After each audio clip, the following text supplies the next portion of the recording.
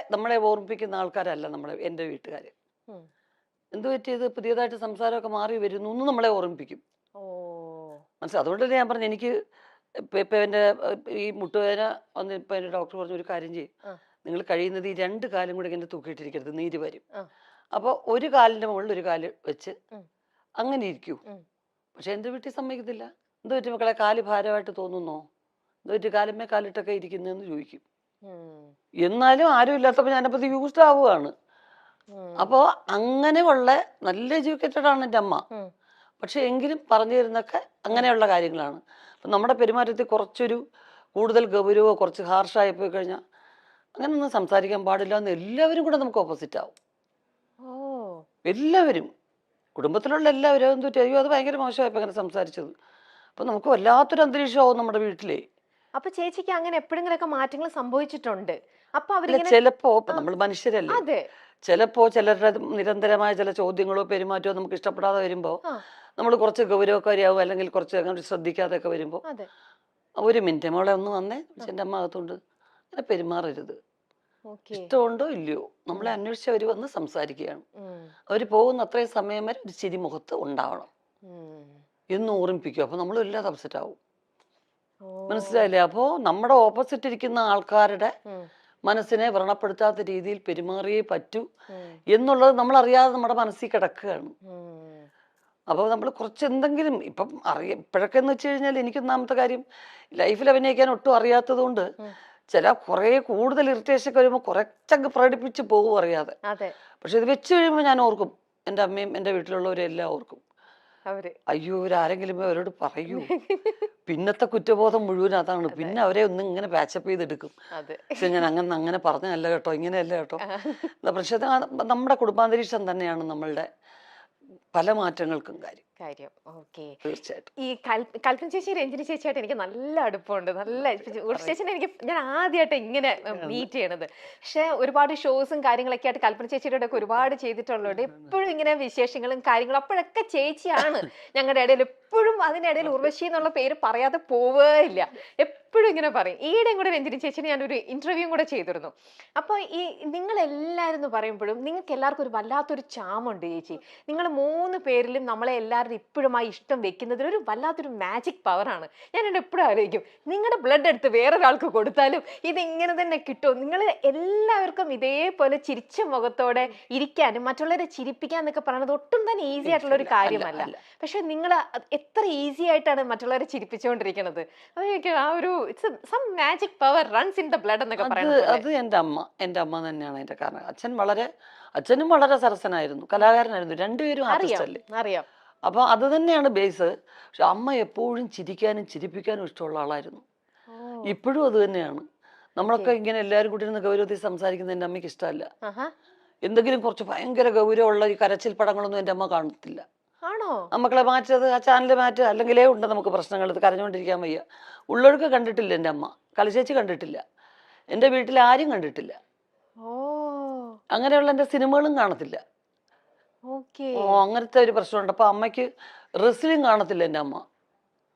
എൻ്റെ അമ്മ പറഞ്ഞ് മനസ്സിലായിരുന്നു, ബ്രദേഴ്സൊക്കെ അതൊക്കെ ഒരു അവര് കറക്റ്റായിട്ട് റിഹേഴ്സൽ ചെയ്തിട്ട് അമ്മ ചെയ്യുന്നത്. അതൊന്നും അവർക്ക് അങ്ങനെ നോവത്തൊന്നുമില്ല. അതെല്ലാം അവർ പ്രാക്ടീസ് ചെയ്യണത്. വേണ്ട വേണ്ട വേണ്ട, മനുഷ്യൻ കൂടെ അടിച്ച് ചാവുന്നത് കാണാൻ വയ്യ, അവൻ നെറ്റിന്റെ മുകളിൽ കയറി താഴെ അവൻ്റെ നെഞ്ചത്തോട്ട് ചാടുന്നു, വേണ്ട എനിക്ക് കാണുകയോ വേണ്ട എന്ന് പറയും. അപ്പൊ അത്രയും ഒരു പോസിറ്റീവ് അറ്റ്മോസ്ഫിയർ ഇഷ്ടപ്പെടുന്ന ഒരാളാണ് എൻ്റെ അമ്മ. ഇതൊക്കെ ആക്ടിങ് ആണെന്ന് അറിയുന്ന ഒരാള്, ഒരു ആക്ടറും കൂടിയാണ്, എന്നിട്ടും ഇങ്ങനെ അല്ലേ? ചേച്ചിക്ക് അപ്പൊ ഇതിനോടുള്ള ചേച്ചിയുടെ കാഴ്ചപ്പാട് എങ്ങനെയാ? തീർച്ചയായിട്ടും അതൊരു പരിധി വരെയും കറക്റ്റാണ്. പക്ഷേ എനിക്കൊക്കെ എന്ന് വെച്ച് കഴിഞ്ഞാൽ ഒരുപാട് അങ്ങ് അഭിനയിക്കാൻ പറ്റത്തില്ല. അപ്പൊ എന്ത് ചെയ്യും, നമ്മള് കണ്ടിട്ടുള്ള ഏറ്റവും വലിയ ഒട്ടും ഗൗരവമില്ലാത്തങ്ങ് സംസാരിച്ചേക്കുക. നമുക്ക് ഫീൽ ചെയ്യുന്നതോ അല്ലെങ്കിൽ ഒട്ടും ഇത് കാര്യമായിട്ടുള്ള രീതിയിലുള്ള സംസാരം അല്ലെന്ന് തോന്നിക്കഴിഞ്ഞാൽ പരസ്പര ബന്ധമില്ലാതെ ഞാൻ വേറെ കാര്യങ്ങളൊക്കെ സംസാരിക്കും. ഡൈവേർട്ട് ചെയ്തിട്ട് അവര് ചോദിക്കുന്ന ചോദ്യം ഉത്തരവായിരിക്കത്തില്ല ഞാൻ പറയുന്നത്. ഒരു ബന്ധത്തിന് ഈ ചോദ്യത്തിന് ഉത്തരം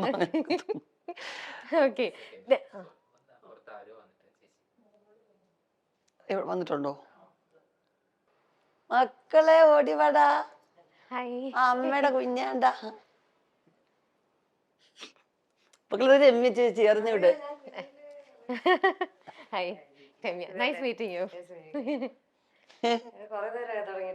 ആ കുറച്ചേരെ മക്കൾ അമ്മയ്ക്കും കൂടെ അധികം സ്പൈസി ഇല്ലാത്തെന്തെങ്കിലും അമ്മയ്ക്കും കൂടെ ഓർഡർ ചെയ്യാം. അമ്മ കുറച്ച് പുളിശ്ശേരി കുഞ്ഞിനും കൂടെ ഓർഡർ ചെയ്തോ.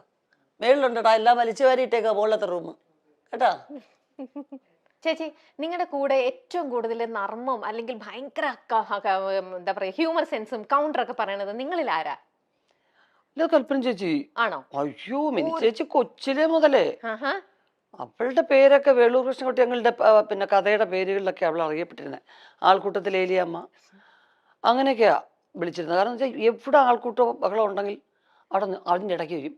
എന്താ നിങ്ങളെ കാര്യം എന്നിട്ട് ന്യൂസ് എത്തിക്കാനാ. ആഹാ. ഓ എന്നിട്ട് വണ്ടി ഇടിച്ചപ്പോ എന്തോ പറ്റി എല്ലാത്തിനും പറഞ്ഞിട്ട് പോപ്പുലർ ആയിരുന്നു കൽപ്പന ചേച്ചി ഇപ്പൊ തീരെ കൊച്ചില്. ചെറുപ്പം മുതൽ അങ്ങനെ തന്നെയായിരുന്നു. ചെറുപ്പം മുതലേ ഞാൻ popular ഈയിടെ രഞ്ജിനി ചേച്ചിയുടെ ഒരു ഇന്റർവ്യൂ എടുത്തിരുന്നു. കല ചേച്ചി നിങ്ങളുടെ വീട്ടിൽ ഏറ്റവും കൂടുതൽ ഹ്യൂമർ സെൻസ് ആർക്കായിരിക്കും? കൽപ്പന. ആണല്ലേ? പിന്നെ അതെ രഞ്ജിനി ചേച്ചി ഇത് തന്നെയാ അപ്പൊ പറഞ്ഞേ. അയ്യോ ഇത് നല്ലോണം ഇമിറ്റേറ്റ് ചെയ്യും. ആ. നമുക്ക് തോന്നും ആ ആളാണോ നമ്മുടെ മുമ്പിൽ ഇരിക്കുന്നതെന്ന് തോന്നും. സുന്ദരമായിട്ട് ഇമിറ്റേറ്റ് ചെയ്യും. ഓ അവര് നടക്കുന്ന പോലെ അത് ചെറുപ്പം മുതലേ ആ. എല്ലാവരും ഇമിറ്റേറ്റ് ചെയ്യും. എൻ്റെ അച്ഛൻ്റെ അമ്മ അമ്മയ്ക്ക് അങ്ങനെ വലുതായിട്ട് സിനിമയൊന്നും കാണത്തില്ല. ഈ ഭക്തി സീരിയലൊക്കെ മഹാഭാരതമൊക്കെ എന്ന് പറഞ്ഞ് തമ്പുരാനേ അതേ വാസുദേവായ എന്നൊക്കെ പറഞ്ഞ് മന്ത്രമൊക്കെ ജപിക്കും. പണ്ട് മഹാഭാരതത്തിന് ഒരു ഗ്ലോബൊക്കെ വരുമല്ലോ. അപ്പൊ അത് പറ്റിക്കുക. ഉമ്മ എണീക്കുമ്മ കൃഷ്ണൻ മരുന്നമ്മ എണീക്കുമ്മ തമ്പുരാനെ എന്തൊക്കെ അതൊക്കെ തൊഴും. അത് വേഷമാണോ ഇതാണെന്നുള്ള അത്ര ഇന്നസെന്റ് ആൾക്കാരായിരുന്നു നാട്ടുപുറത്തെ ശരിക്കും. അപ്പൊ രണ്ടുപേര് ഹഗ് ചെയ്യുന്നത് ഫിലിം ഒട്ടിച്ചിട്ടാണ് എന്നാണ് മിനി ചേച്ചിയെ പറഞ്ഞു അവതരിപ്പിച്ചിരിക്കുന്നത്. ഓ കാരണം ഇതൊക്കെ എല്ലാം ഒറിജിനലാണെന്ന് പറഞ്ഞ ഞങ്ങളൊക്കെ അഭിനയിക്കല്ലേ. എന്തുവായത് ഇങ്ങനെ അങ്ങ് കെട്ടിപ്പിടിക്കുവോ, എന്തൊരു മോശമായത്, അത് മാറ്റത് പിള്ളേർ വഷളാവാതെ എന്ന് പറയും. അപ്പൊ ഉടനെ ഞങ്ങളൊരു അമ്മമ്മ അങ്ങനെയല്ല അമ്മമ്മ, ഇവിടെ ഒരാൾ നിൽക്കും ഇവിടെ ഒരാൾ, എന്നിട്ട് ഈ ഫിലിം ഇങ്ങനെ ഒട്ടിക്കും അമ്മമ്മ എന്ന് പറഞ്ഞ് പറ്റിക്കും. മിനി ചേച്ചി ഇത് പറഞ്ഞ് അഭിനയിച്ച് പറ്റിക്കുന്നേ. എന്നിട്ട് പക്ഷെ വർഷങ്ങൾക്ക് ശേഷം എനിക്കത് ഒരനുഭവത്തിൽ വന്നു. അപ്പൊ ഞാൻ ആലോചിച്ചു, അയ്യോ പണ്ട് മിനി ചേച്ചി പറഞ്ഞൊരു തോന്നുന്നു. കാരണം മുരളിച്ചേട്ടൻ ഞാനും കൂടെ വെങ്കലത്തിലൊരു സംഗതി വരും. അപ്പൊ വെങ്കലത്തിൽ ഭയങ്കര മൊശടനായിട്ടുള്ള ഒരാളായിട്ടാണ് മുരളിച്ചേട്ടൻ. കല്യാണം വേണ്ട. അപ്പൊ ഒരു ഫസ്റ്റ് നൈറ്റ് സീക്വൻസ് ആണ്. അപ്പൊ ഞാൻ കൊച്ചാട്ടാന്നാ വിളിക്കുന്നത്, ഞാൻ എന്റെ ബന്ധുവും കൂടാ. കൊച്ചാട്ടൻ എൻ്റെ കൂടെ ലവ് സീൻ അഭിനയിക്കാൻ വലിയ പാടാണ്. അപ്പൊ ഞാനും പറഞ്ഞു ഞാനും ലവ് സീൻ അഭിനയിക്കാൻ ഭയങ്കര മോശം, അത് പറഞ്ഞെങ്കിലും അറിയാം. പങ്കിള് പറഞ്ഞു ഇപ്പൊ ഇത് എടുക്കാണ്ടിരിക്കാൻ നിവൃത്തിയില്ലല്ലോ. പിന്നെ ഇങ്ങനെ ആലോചിച്ചിട്ടാണ് എൻ്റെ ഒരു ശില്പം വെച്ചിട്ട് എൻ്റെ ദേഹത്ത് തൊടുന്നതും ഒക്കെ ആ ശില്പത്തിനെ തൊടുന്നതായിട്ടാണ് കാണിച്ചിരിക്കുന്നത്. പിന്നെ രണ്ടുപേരും ഇങ്ങനെ ഹഗ് ചെയ്യുന്നൊരു സീക്വൻസ് ഉണ്ട്. അതിന് മുരളിച്ചേട്ടൻ അത്രയും ദൂരം അവിടെ, ഞാനിവിടെ, രണ്ട് ഷാഡോ പ്ലേ പോലെ. കറക്റ്റ് മുരളിച്ചേട്ടൻ അവിടെ നിന്ന് ഇങ്ങനെ എണീറ്റ് വരും ആ ഭാഗത്തുനിന്ന്, ഞാൻ ഇവിടുന്ന് ഇങ്ങനെ എണീറ്റ് പോവും, എന്നിട്ട് ഹഗ് ചെയ്യും. നിഴല് കാണുമ്പോ രണ്ടുപേരും അടുത്തിരുന്ന് ഹഗ് ചെയ്യുന്ന പോലെ. ഓ ഇങ്ങനെയൊക്കെ ചെയ്തിട്ടുണ്ട്. അങ്ങനെ എടുത്തിട്ടുണ്ട്. ഇതൊക്കെ ക്യാമറ ടെക്നിക്സ് എന്നൊക്കെ പറയുന്നത് തീർച്ചയായിട്ടും ഇന്നും വേണമെങ്കിൽ അങ്ങനെ ചെയ്യാം. അങ്ങനെ ചെയ്യാലോ, തീർച്ചയായിട്ടും ചെയ്യാലോ. കാരണം ഞങ്ങൾക്ക് രണ്ടുപേർക്ക് അഭിനയിക്കാൻ പറ്റില്ല. ഞാൻ ബേസിക്കായിട്ട് എനിക്ക് അങ്ങനെയുള്ള സീക്വൻസ് വലിയ പാടാണ്. കാരണം ഒന്നാമത് എല്ലാവരും എന്നെ അത്ര വാത്സല്യത്തോടു കൂടിയാണ് സെറ്റ് കണ്ടിരിക്കുന്നത്. എന്നെ ആരും ഉർവശി എന്ന് വിളിക്കുന്ന ഈ ജനറേഷനിലുള്ളവരേ ഉള്ളൂ. അന്നെല്ലാം പൊടിമുളയെന്നാണ് വിളിച്ചിരുന്നത്. അപ്പൊ എനിക്ക് ഭയങ്കര കുറച്ചിലാണ് എനിക്ക് ലവ് സീൻ അഭിനയിക്കാൻ. അപ്പം ബെർലിച്ചേട്ടായിട്ട് പറഞ്ഞ ഈ കൊച്ചിന്റെ കൂടെ ചെയ്യാനേ പറ്റത്തില്ല, നടക്കത്തില്ല, അത് നമുക്ക് വേറെ എന്തെങ്കിലും ചെയ്താൽ മതി, പറ്റത്തില്ല എന്ന് പറഞ്ഞു. അപ്പം അങ്ങനെയൊക്കെ പറ്റിക്കും. എന്നിട്ട് അമ്മൂമ്മയെ പോലും പറ്റിയിട്ട്, അമ്മൂമ്മയ്ക്ക് സിൽക്ക് സ്മിത എന്നാ പേരിട്ടിരുന്നത്. കാരണം നല്ല ഷേപ്പാണ്, നല്ല കൊച്ചു രൂപം, ഇത്രേ ഉള്ളൂ. എൻ്റെ അച്ഛൻ 6 അടി 3 ഇഞ്ച് ഹൈറ്റാ, അമ്മൂമ്മ ഇത്രേ ഉള്ളൂ, കൊച്ചാണ്. പക്ഷെ ബ്ലൗസും ഇങ്ങനെ മുണ്ടും മാത്രമല്ലേ ഉടുക്കുള്ളൂ. അപ്പൊ ഇടയ്ക്കിടയ്ക്ക് വയറ്റിലൊക്കെ പോയി തട്ട് സിൽക്ക് സ്മിത വയറെന്നൊക്കെ പറയും. ഇത് ആരാ സിൽക്ക് സ്മിത, എൻ്റെ അമ്മയ്ക്ക് അറിയത്തില്ല. അവസാനം വരെ ചോദിക്കുമായിരുന്നു, ഇത് ആരാ ഈ സിൽക്ക് സ്മിത എന്ന് ചോദിക്കുക. അപ്പൊ എപ്പോഴും ഒരു ചിരിക്കുന്ന അന്തരീക്ഷം മിനി ചേച്ചി ഉള്ളിടത്തുണ്ട്. ഓക്കെ, അത് ചേച്ചിയുടെ പ്രസൻസ് വരുമ്പോ, അത് ഇപ്പം നമുക്ക് അറിയുന്ന കാര്യമാണ്, ചേച്ചി പ്രസൻസ് വരുമ്പോ വല്ലാത്തൊരു പോസിറ്റിവിറ്റിയും ഒരു വൈബും ഫുൾ ചിരിയും മേളവും. എത്ര വിഷമവും എത്ര ടെൻഷനും നമുക്കുണ്ടെങ്കിൽ അതെല്ലാം നമ്മൾ മറന്നു പോകും. അതൊക്കെ ശരിക്കും ഒരു ദൈവത്തിന്റെ ഒരു അനുഗ്രഹം തന്നെയാണ്. നമുക്ക് ആ ഒരു പോസിറ്റിവിറ്റി മറ്റുള്ളവർക്ക് സ്പ്രെഡ് ചെയ്യാൻ പറ്റും. കുടുംബത്തിൽ നമുക്കൊരു സ്വാതന്ത്ര്യം ഉണ്ടാവുക, കുടുംബത്തിൽ രസകരമായിട്ടുള്ള കാര്യങ്ങൾ നമ്മുടെ കുടുംബത്തിൽ നടക്കുക എന്ന് പറയുന്നത് ഒരു വലിയ കാര്യം. ഓക്കെ ചേച്ചി ഇന്ന് നമ്മുടെ മൈൽ സ്റ്റോണിൽ ഇന്ന് രാവിലെ ഇന്റർവ്യൂ ചെയ്ത മനോജ് ചേട്ടന്റെ ഒരു ഇന്റർവ്യൂ ഉണ്ടായിരുന്നു. അതിനകത്ത് ചേട്ടൻ പറഞ്ഞിട്ടുണ്ട് മോൾക്ക് അഭിനയത്തിലേക്ക് വരാനായിട്ട് ഭയങ്കര ഇൻട്രസ്റ്റ് ആണ്. അപ്പൊ അത് വേണ്ടിയിട്ട് ഞാൻ അവൾക്ക് വേണ്ടിയിട്ട് വനിതയിൽ വിളിച്ചിട്ട് ഒരു ഫോട്ടോ ഷൂട്ട് ഞാൻ അറേഞ്ച് ചെയ്ത് കൊടുത്തു എന്നൊക്കെ പറഞ്ഞു. ഇപ്പോ നമ്മുടെ ഈ വിമർശകരും ഒരുപാടുണ്ടല്ലോ. നമ്മുടെ ഇന്നത്തെ നിങ്ങൾ എന്ത് അനങ്ങിയാലും മിണ്ടാതിരുന്നാലും എന്തിനും എല്ലാത്തിനും വിമർശിക്കുന്ന സമൂഹവും ഉണ്ട് നമ്മുടെ കൂടെ. ഇപ്പൊ പറയുന്ന എല്ലാവരും യൂഷ്വലി യൂസ് ചെയ്യുന്ന ഒരു വേർഡാണ് നെപ്പറ്റിസം എന്ന് പറയുന്നത്. അച്ഛന്മാര് ഫീൽഡിൽ നിൽക്കുമ്പോൾ മക്കൾ അതിനകത്തേക്ക് സ്വാഭാവികമായിട്ട് വരും. എന്താ ഡോക്ടേഴ്സിന്റെ മക്കളും ഡോക്ടേഴ്സ് ആവുന്നുണ്ട്, ടീച്ചേഴ്സിന്റെ മക്കൾ ടീച്ചർ ആവുന്നുണ്ട്. പക്ഷെ സിനിമയിൽ ഇപ്പൊ നമ്മൾ കൂടുതലായിട്ടും സിനിമയിലുള്ളവരുടെ ഒക്കെ മക്കള് ഇതിലിപ്പോ സജീവമായിട്ട് ഇപ്പൊ ഒരുപാട് പേരെ നമുക്ക് എണ്ണത്തിൽ ഉണ്ട്. അതുകൊണ്ട് തന്നെ സോക്കോൾഡ് ഇപ്പൊ എല്ലാവരും പറഞ്ഞത് നെപ്പോ കിഡ് എന്ന് പറഞ്ഞിട്ട് നെപ്പോ കിഡ്സ് എന്നുള്ള ഇതിലേക്ക് വരുന്നു. ചേച്ചിക്കും ഇപ്പം നിങ്ങളുടെയും മകള് ഇതിലേക്ക് വരികയാണെന്നുണ്ടെങ്കിൽ ഇത്തരത്തിലുള്ള വിമർശനം മറ്റേ സൈഡിൽ നിൽക്കുകയും ചെയ്യുമ്പോൾ ചേച്ചി ഇതിനെ എങ്ങനെ കാണുന്നത്? എനിക്ക് അവളെ കൊച്ചിലേ മുതലേ ഒരു ഫോട്ടോയ്ക്ക് പോലും നിർത്തുന്ന ഇഷ്ടം ഉണ്ടായിരുന്നില്ല. ഞാൻ മാത്രമേ ഉള്ളൂ വീട്ടിൽ അങ്ങനെ വേണ്ട അവള് പഠിക്കണം, എനിക്ക് പഠിക്കണമെന്ന് വലിയ ആഗ്രഹമായിരുന്നു. അപ്പോൾ അവള് പഠിക്കാൻ നല്ല മിടുക്കിയായിരുന്നു. അപ്പോൾ അത് +2 ഒക്കെ കഴിഞ്ഞ് 85% ഉള്ള മാർക്ക് ഒക്കെ എടുത്ത് പഠിച്ചു കഴിഞ്ഞ് അവള് ബാംഗ്ലൂർ ഹോസ്റ്റലിൽ ചേർന്നാണ് കോഴ്സ് പാസ്സാവുകയൊക്കെ ചെയ്തത്. അപ്പോൾ ഞാൻ പറഞ്ഞു ജോലി, നിന്റെ പഠിത്തത്തിനുള്ളൊരു ജോലി നീ ചെയ്ത് ആ ശമ്പളം പറ്റി അതിനകത്തുനിന്ന് സ്വന്തം ചെലവിൽ കാര്യങ്ങളൊക്കെ നടത്തി പൈസയുടെ വില അറിയണം. അല്ലെങ്കിൽ ഒരു സെലിബ്രിറ്റി കുട്ടിയായിട്ട് മാത്രം വളർന്നാൽ ശരിയല്ലല്ലോ. പക്ഷെ അവൾ അക്ഷരം പ്രതി അനുസരിച്ചു. പിന്നെ ഡബ് സ്മാഷും അതും ഇതും ഒക്കെ എല്ലാം ശിവൻചേട്ടനാണ് പ്രോത്സാഹിപ്പിക്കുന്നത്. എപ്പോഴും കൂടുതൽ ഇത് അതെന്താ നിനക്ക് അങ്ങനെ, ഓക്കെ ഇങ്ങോട്ടാണ് വരാൻ ഇഷ്ടം എന്ന് പറഞ്ഞാൽ അപ്പം എല്ലാ കാര്യങ്ങളും കമ്മ്യൂണിക്കേറ്റ് ചെയ്യുന്ന കൂടെ അവിടെ ചാച്ചാ ഞാൻ ഒരെണ്ണം അയച്ചിട്ടുണ്ടെന്നാ ഒന്ന് കാണണേ, എന്നിട്ട് അമ്മയെ ഒന്ന് കാണിച്ചു നോക്ക് എന്ന് പറയും. അപ്പൊ ഞാനിത് വലിയ ശ്രദ്ധിക്കുന്നതായിട്ട് ഭാവിക്കത്തൊന്നുമില്ലായിരുന്നു. പക്ഷെ അവള് ഹ്യൂമർ നല്ലോണം ചെയ്യും. മിനിച്ചേച്ചിയുടെ ഹ്യൂമർ അവൾക്ക് കിട്ടിയിട്ടുണ്ട്. ബ്ലഡിലല്ലേ അത് എനിക്ക് അതാണ് എനിക്ക് ഞാൻ അകറ്റി തന്നെ കാരണം ഹ്യൂമർ പെർഫോം ചെയ്യാനാണ് ഇഷ്ടം. എന്റെ ഹ്യൂമർ സീൻസ്, മിനിച്ചേച്ചിയുടെ ഹ്യൂമർ സീൻസ്, ദിലീപിന്റെ ഇതൊക്കെയാണ് ഡബ് സ്മാഷ് എടുക്കുന്നത്. അല്ലാതെ സീരിയസ് ആയിട്ടുള്ള സീൻസോ ഡാൻസോ അതൊന്നും അല്ല. കുഞ്ഞിലെ മുതൽ അച്ഛൻ്റെ അമ്മയുടെ എന്റെ ആ കട്ട് കട്ട് കട്ട് എന്ന് പറഞ്ഞ സാധനം ആണ് ബിഗിനിങ് ചെയ്തുകൊണ്ടിരുന്നത്. പിന്നെ കിലുക്കത്തിലെ രേവതിയുടെ അപ്പൊ പെനയും അമ്മ മെനയും അതൊക്കെ എടുക്കുന്നത്. കൊച്ചിലെ ഞാൻ പിന്നെ അവളെ ഉറക്കാനും അവളെ എന്റർടൈൻ ചെയ്യിക്കാനും എടുക്കുന്നത് കിലുക്കത്തിലെ രേവതിയുടെ ഡയലോഗ്സാ. കൊരങ്ങിന് വേണോ അതൊക്കെ ഞാൻ അഭിനയിച്ച് കാണിക്കണം. അപ്പൊ അപ്പം മുതലേ എനിക്കറിയാം ഇവൾക്ക് ഹ്യൂമറിനോടാണ് താല്പര്യം കൂടുതൽ. പിന്നെ വീട്ടിലെപ്പോഴും തമാശ പറയുന്ന ആൾക്കാരല്ലേ. അപ്പൊ എന്നോട് പറഞ്ഞപ്പോ ഞാൻ പറഞ്ഞു ജോലിയൊക്കെ ചെയ്തിട്ടാട്ടെ എന്ന് പറഞ്ഞു. ജോലി ചെയ്തു, ശമ്പളമൊക്കെ വാങ്ങിച്ചു.